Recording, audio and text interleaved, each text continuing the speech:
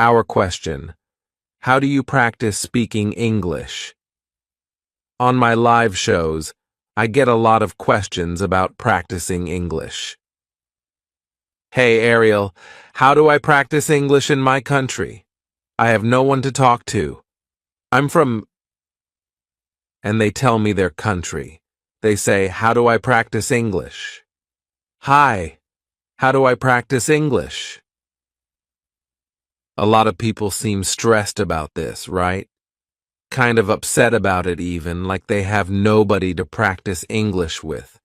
That's why they can't speak well. They have this very strong belief that they must have someone to talk to every day, or often, or their English will not improve, that they will never become fluent because they have no one to talk to.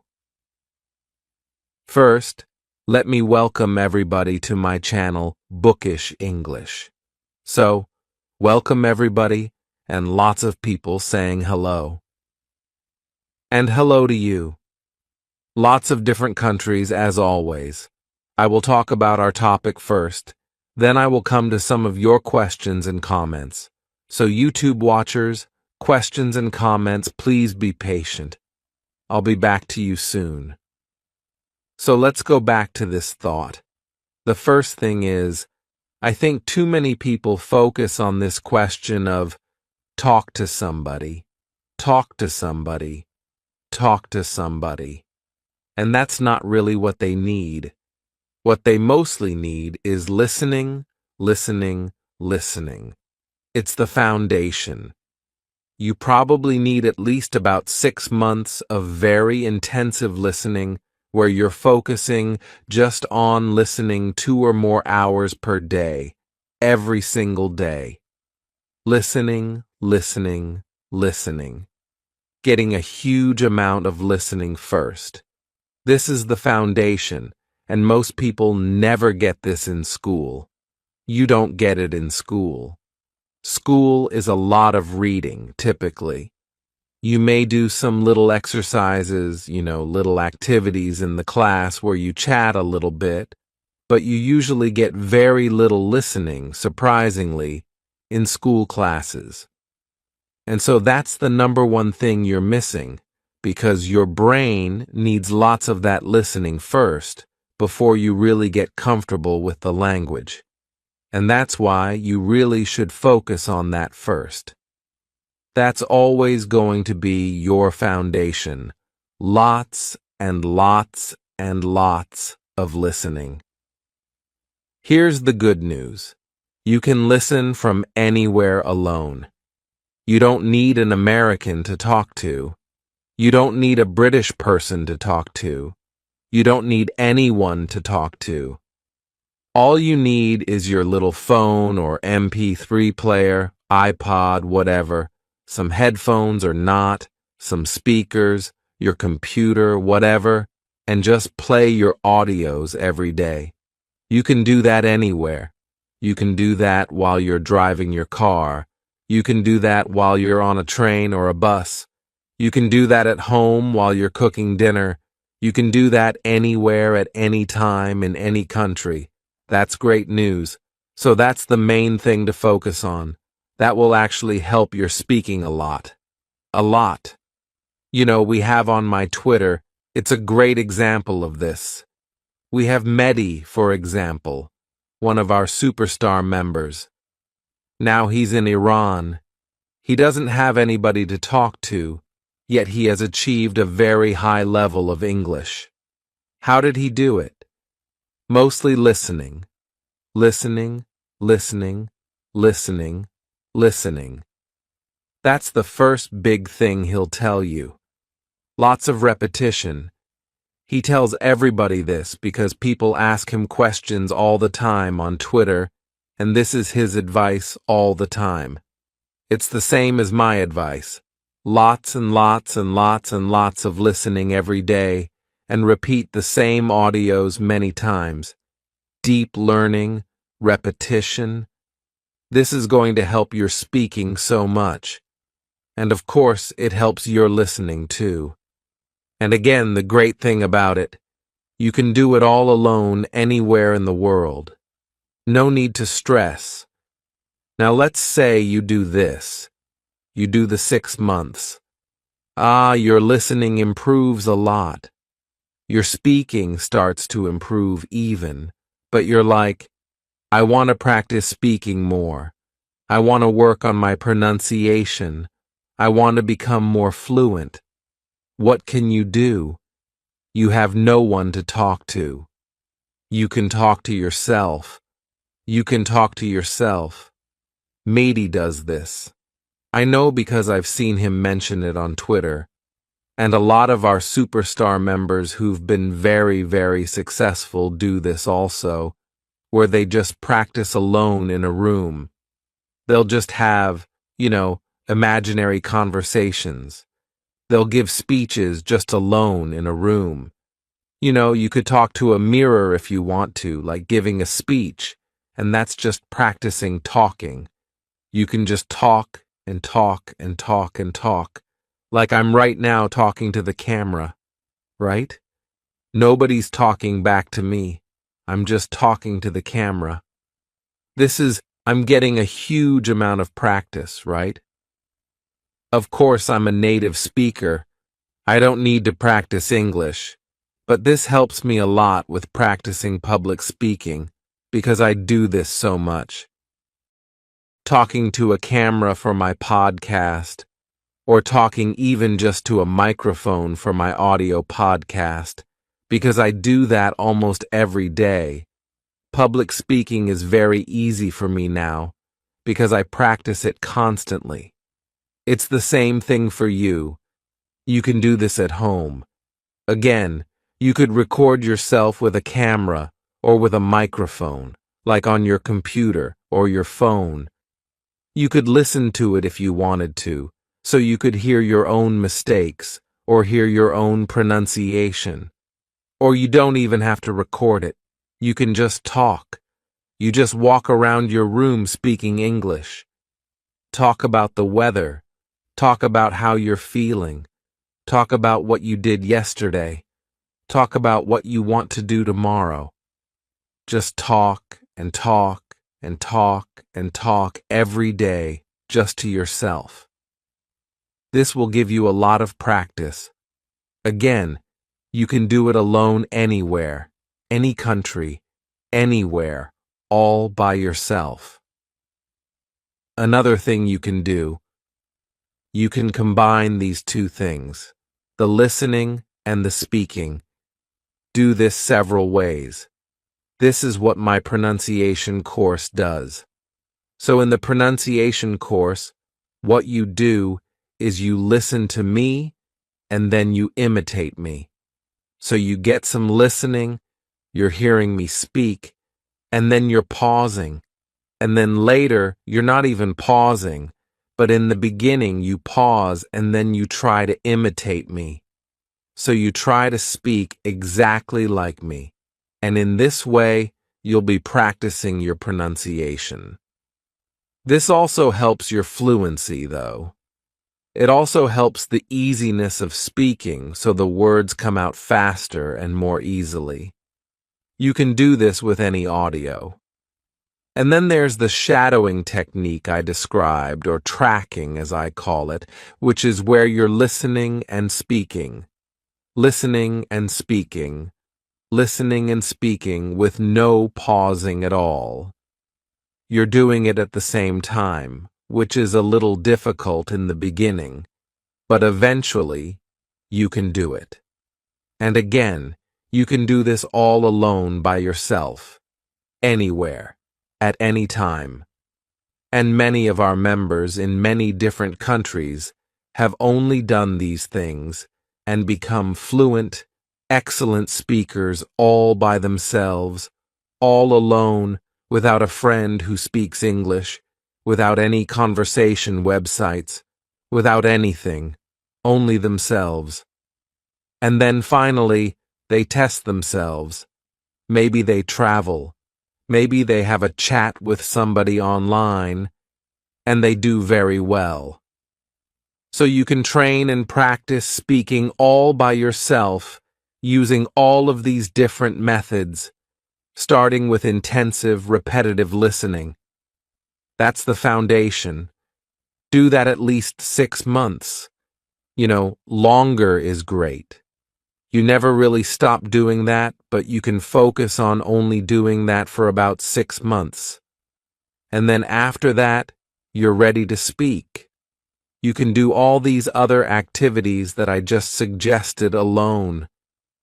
And combining all these things together, you do all these things, a couple hours a day, your speaking is going to improve a lot.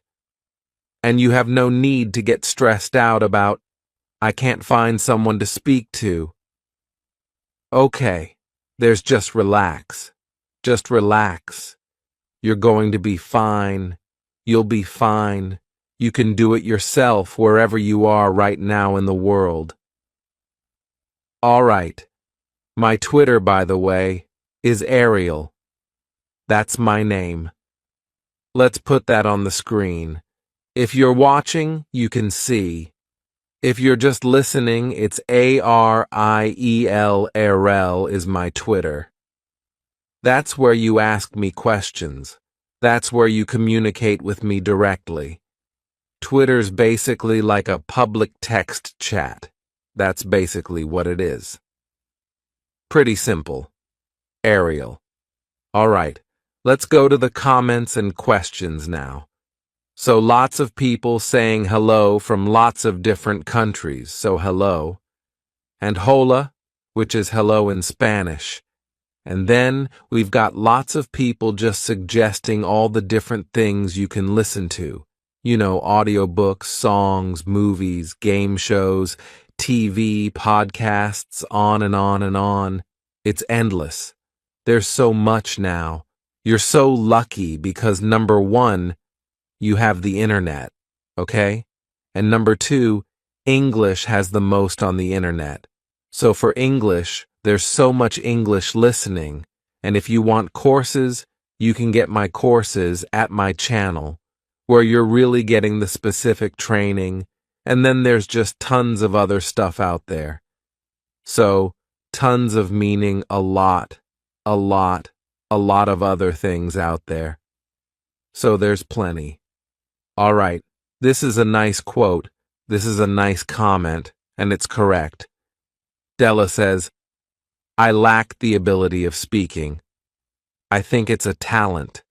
Some of us are born to be fluent speakers or, kind of eloquent. Eloquent is a word I'll explain in a minute. Even if we speak our own language, some people have a special talent. I agree and disagree. I agree some people do have a talent. They seem to be naturals, right? Some people, from a fairly young age, just, they have that gift, that ability to just talk. They're really good talkers in their own language, and then they can do it in any other language they learn. They also can do it.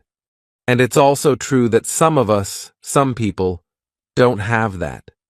And so naturally, we're a little shy, naturally a little difficult to talk and have conversations. This word is really not fluency, it's kind of fluency. But if it's your own language, we might say eloquent. Eloquent means it's the ability to communicate well through speaking. However, I agree with that part. You're right about that. Of course, you're right. We all can see this. I disagree that it's a special talent only because you can develop it. It is a skill, and you can develop this skill with practice. I have. So, I'm one of those people. Like when I've told this story many times. When I started doing public speaking, I was really shy and nervous. I was really bad at it. Very, very bad. It took me several years to get better, and it took me many years to get very good. So even in our own languages, this is true.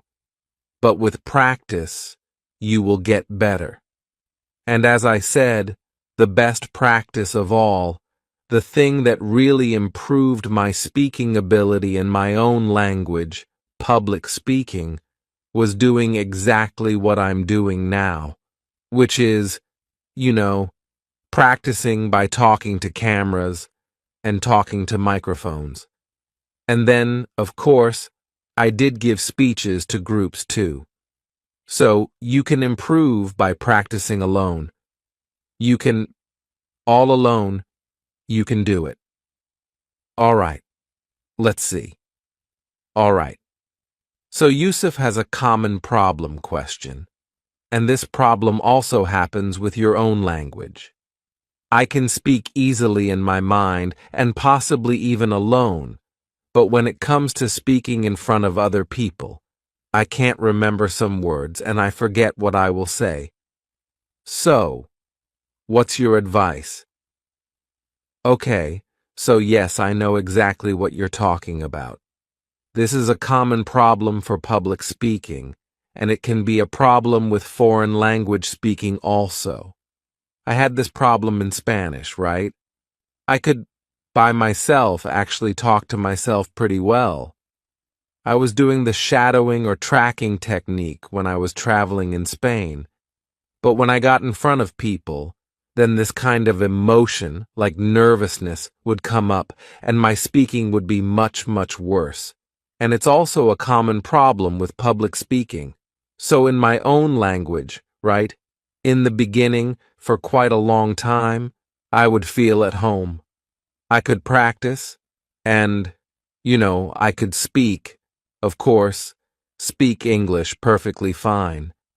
But if I was standing in front of a group of people, suddenly, like my brain would turn off, and I couldn't remember words, couldn't remember my topics, I'd forget a lot of stuff. So it's just an emotional issue, right? It's caused by nervousness, is what it's caused by. And so you have to train yourself to overcome the nervousness. It's not a language problem. It has nothing to do with your language ability. It's all, it's that nervousness, that emotional, part, the fear. The adrenaline is what causes it. Adrenaline is the chemical your body releases when you're nervous or fearful or sometimes excited even. So you have to train yourself to function with the adrenaline. You have to get used to the situation. So you do it a lot. So then it becomes less fearful. So both of those things. Check my YouTube channel because I do have some videos about public speaking, and they will also help you just with normal English speaking. But a few things you do is, first, you practice getting yourself very excited, and you practice speaking while you're in that excited state, that it's feeling excited. This will actually help get you more used to speaking when your heart's pumping, when you're feeling some of those emotions. And you can do some other kinds of practices as well. And then the other thing is just practice, just doing it a lot, because each time you do it, you get a little less nervous. So, like for public speaking, your first speech will probably be the most, you will probably be the most nervous. It will be the most, fearful. And then, if you give 100 speeches, by number 100, you probably will feel much less nervous. So just the number of times will start to reduce the fear quite a lot. And anyone can do that. All right. So Emmanuel, this is a good question. Good to see you again, by the way. Also. Yes, so basically, I finished all your lessons. Good for you. Great. I know all the words on all the meanings, so that's great. But when it's time to speak, so, similar question to the last one. When it's time to speak, I feel overwhelmed by fear. I get nervous. I forget a lot of the new words suddenly. So again, It's an emotional issue, right? It's not when you're calm and relaxed, you know everything. And then when it's time to speak in front of people or in a real situation, suddenly you become nervous. And then that stops, your brain from working so well.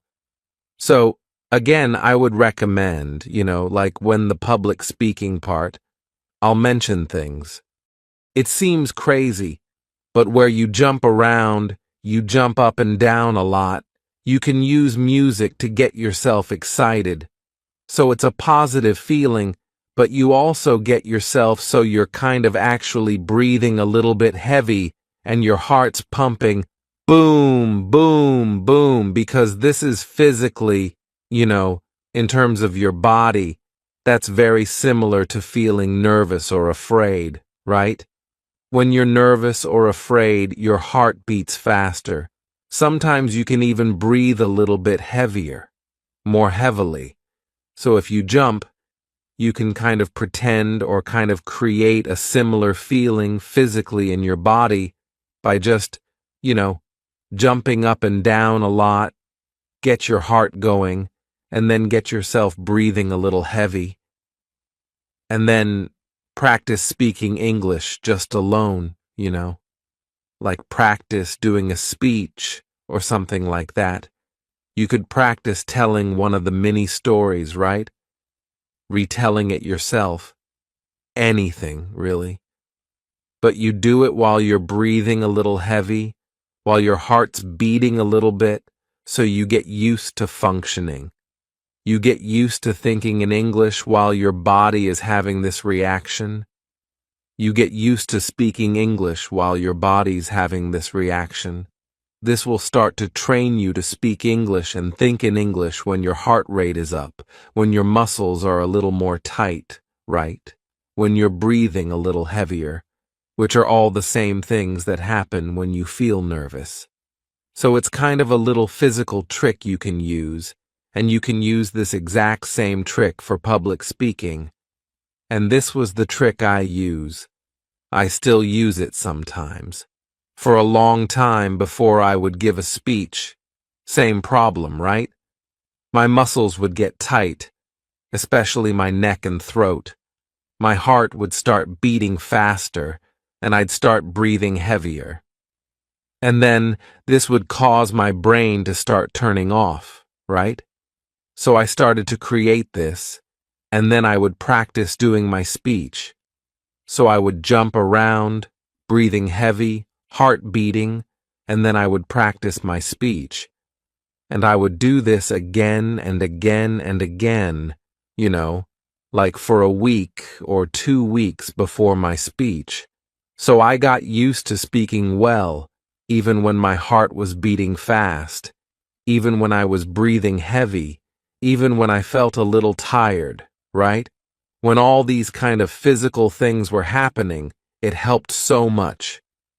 And then I started learning how to do was change that fear, change that nervousness into more of a feeling of excitement and energy, into more of a positive feeling. So then it started to help my speaking, so you can do exactly that same thing. Good luck. Here's a question, a time question from Evil.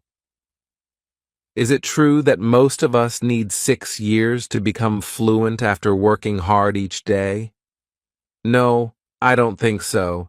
I just recently did a show about this thing, this question of time, So it's fairly long because I talk about this in quite a lot of detail, because we have a few problems when people ask questions like this.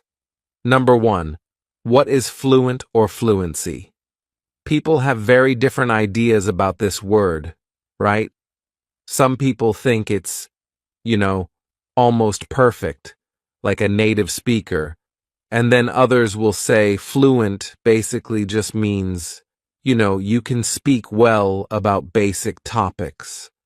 I say it's you can speak well, communicate well, fairly easily about normal conversational topics. No special topics with special vocab, but sort of the normal everyday topics. And the other question is time. When we say people, we often talk about years and months, but really we should talk about hours, because if you listen to English 10 hours per day, that's a big difference compared to another person who listens only 1 hour per day. Okay, so the first person will improve 10 times faster. So will they both be the same after 1 year? No, they'll be very, very, very different. So it's really the number of hours that's important rather than the number of months or years. So with all that in mind, you're saying working very hard each day. So working very hard each day, I would say, is something like, let's say, 3 to 4 hours a day of English. Let's say 3 to 4 hours would be very hard. Hard, solid every day. What I recommend is 2 hours a day at least. Let's say you're doing 4 hours a day of English. Will you need 6 years to become fluent? No, it should be much faster than that. Much faster. 4 hours a day, I don't know, it depends on everyone's a little different. Depends on what your first language is, how much English you have already. But I would say, since you're listening to me now and understand me now already, you're already intermediate level at least. I would say just a year, maybe a year you should be fine. Maybe 1 or 2 years, maybe less than that. So I would say, 6 years? No, I don't think so. Now, to become native speaker level, like to speak almost exactly like an American or a British person, then maybe you're looking at 6 years or something like that. But again, maybe less. It just depends on how much you're practicing every day. But I'd say my general answer would be much less than 6 years. This is one of the great things about independent learning. It's much faster than school. People, we sort of get confused because in school, people will study English for 10 years, and then they still can't communicate well. They can hardly speak at all after 10 years, and we think, well, this is crazy. Why? We think that's normal, but that's just because the school methods are so terrible, right? There's so much time wasted. Oh, and perfect. Allie has a question just connected to what I was just saying. Good morning. I have to wonder. I've been in an ESL class, that's English as a second language, in college, and I'm never improving. I've been in class for 1 year, just losing time. Can you explain why the school versus online learning is different? Thank you.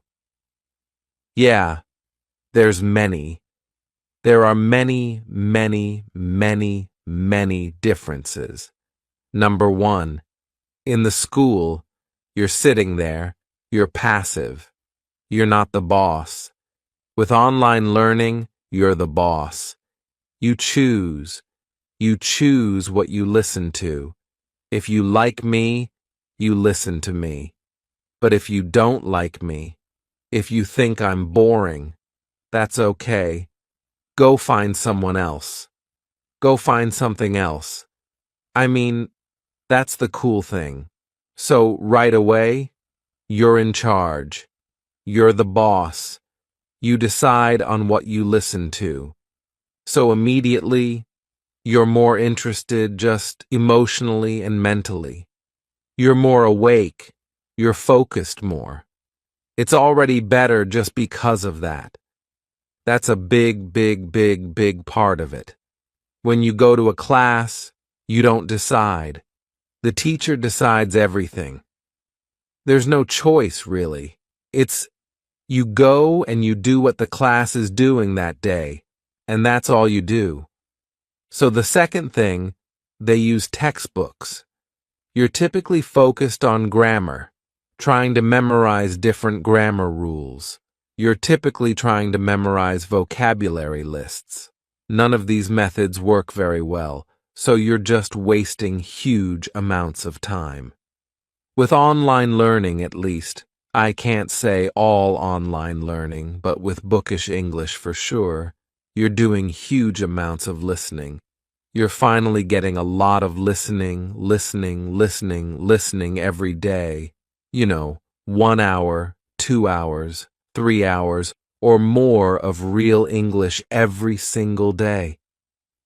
Man, it's gonna improve.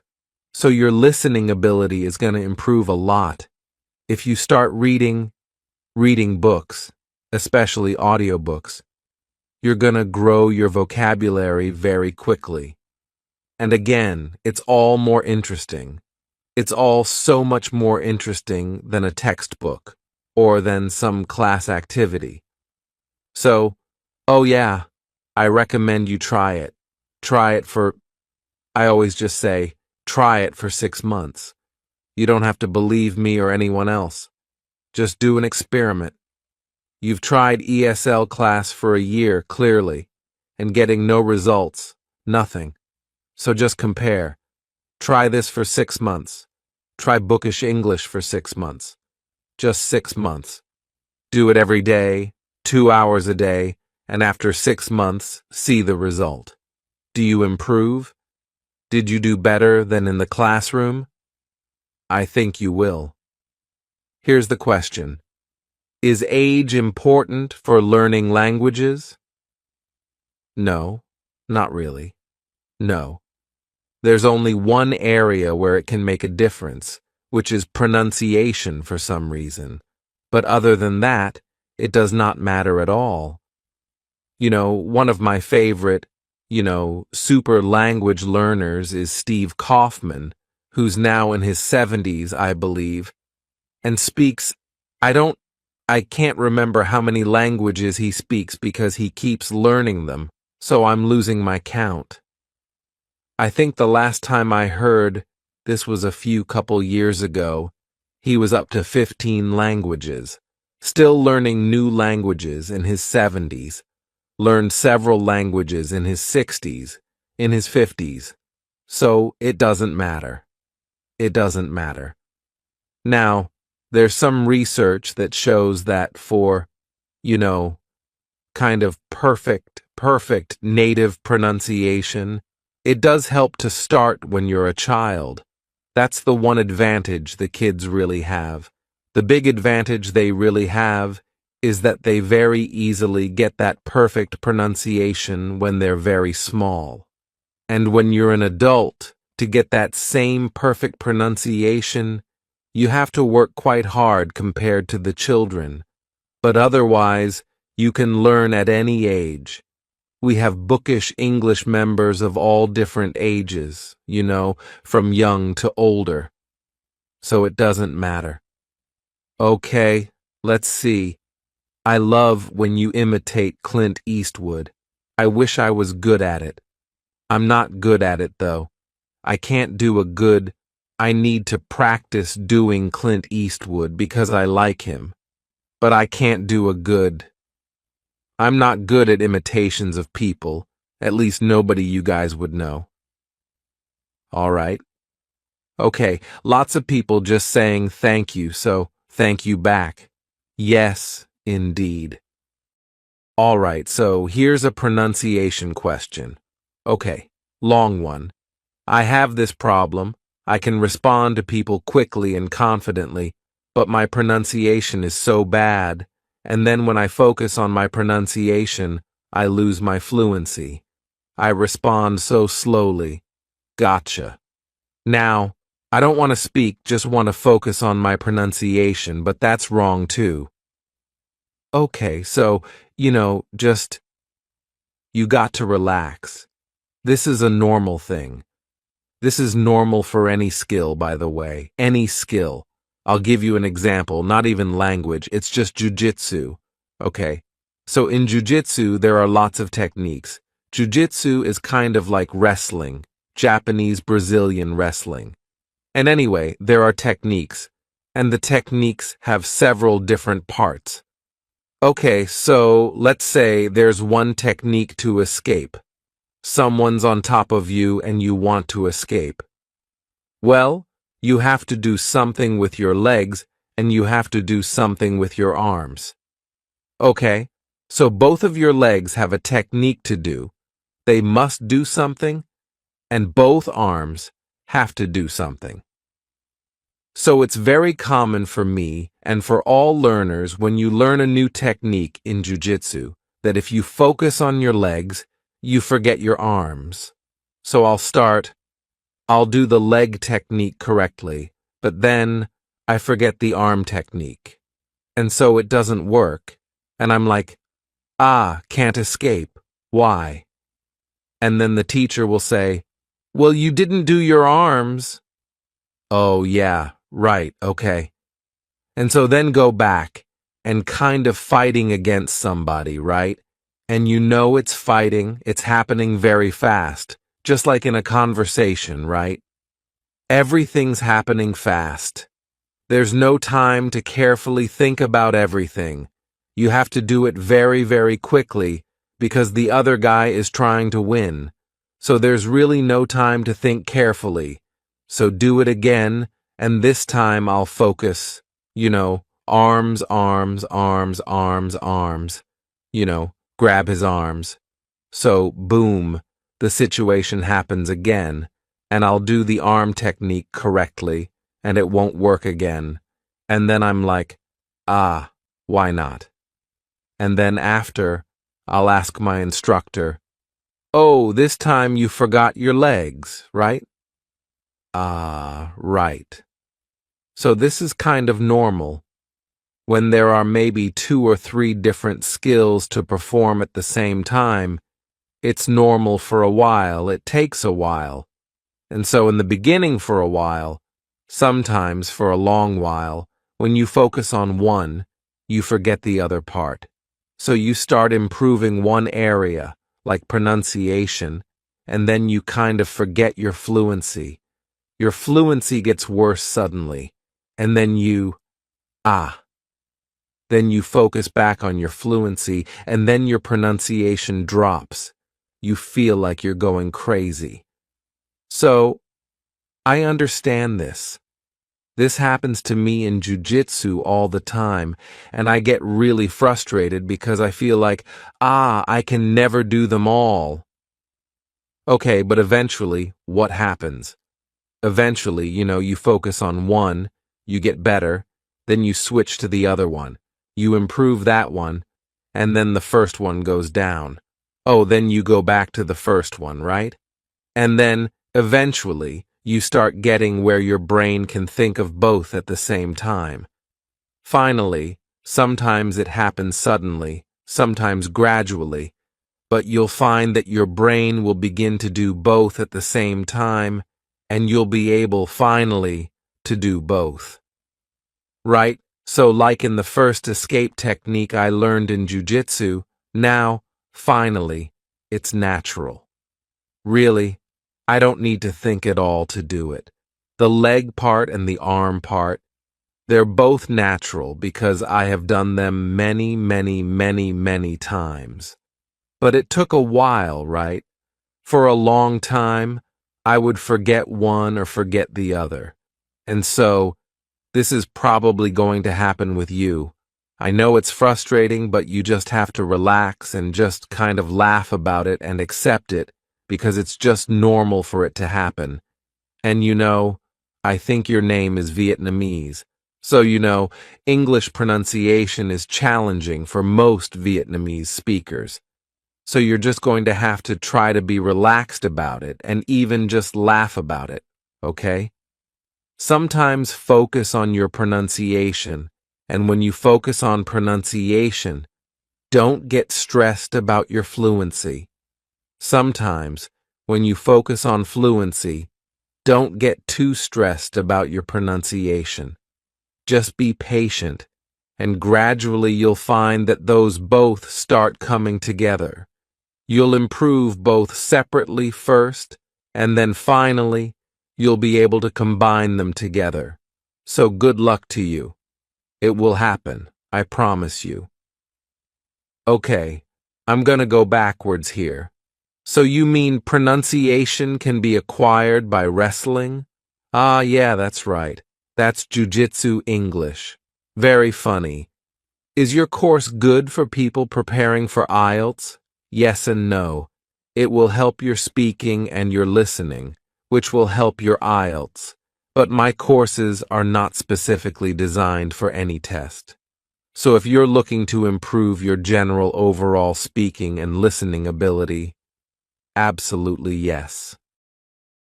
Of course, that will help for those sections of TOEFL or IELTS. But I do not specifically teach just for one test, because I want the real test to be the real world, real life. I want you to succeed in the real world. I've been following you since 2008, says Muhammad. Wow, that's a long time. That's almost to the beginning. All right. Thank you. You're really doing a great job, I hope. Thank you, Ariel. You are welcome. Are you American or English? This is our comedian, but a serious question. I am American. Okay, this is an interesting question. Okay, so, hi from Sweden. I have a question. The question is, can I write when I listen to some movie? How I can't speak with people.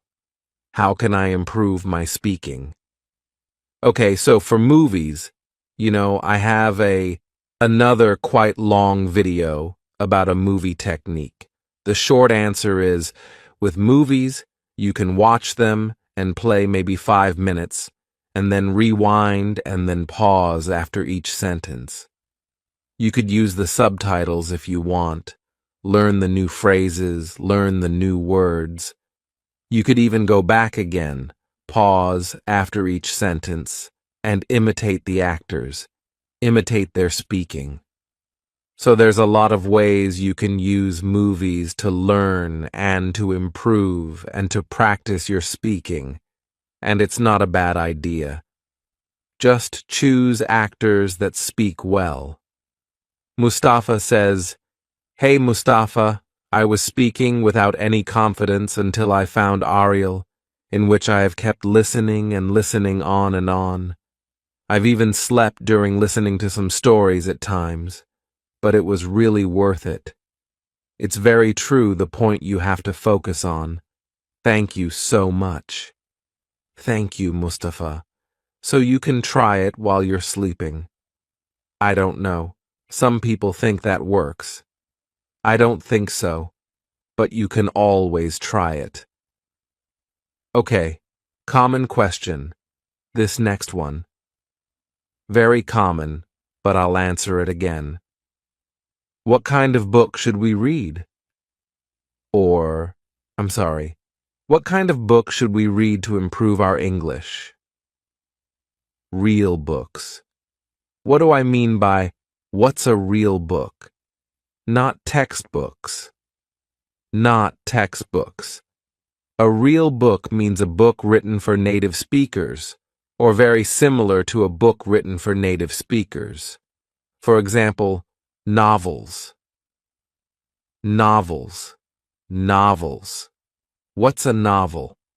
A novel's just a long storybook, right? Let's say you're a little bit advanced. You could read novels by Ernest Hemingway, for example, a famous American writer. You could read several books by Hemingway. That's a bit advanced, but you could do it if you were at that level. If you're not at that level, you could read more novels for young adults, or even for children. Something like Willy Wonka, which is British, I believe, but still, you get the idea, right? Or Hardy Boys books. Those are old books. There's a big series of them. I read them when I was a kid, and they're for American children. Goosebumps books, I've mentioned those before. Those are for kids. I'm not sure if those are American or British, but it doesn't matter. It's the same language, guys. So you could read the Goosebumps books also. They're for kids. They're kind of scary, but not too scary because they're for children and there's a huge series. There are lots and lots and lots of those books. So anything like that. Any kind of novels. Or you could also do nonfiction. Some people prefer nonfiction. Like, now, when I was younger, I read more fiction. Now I tend to read more nonfiction. So nonfiction, that's just, true information. If you're interested in astronomy, you could read Stephen Hawking books, or any popular astronomy books, not scientific. Just books for normal people, written by scientists. Or you could, read books about business. You could read biographies. Those are nonfiction. So you could read the life stories of famous people. You could read books about history, anything like that.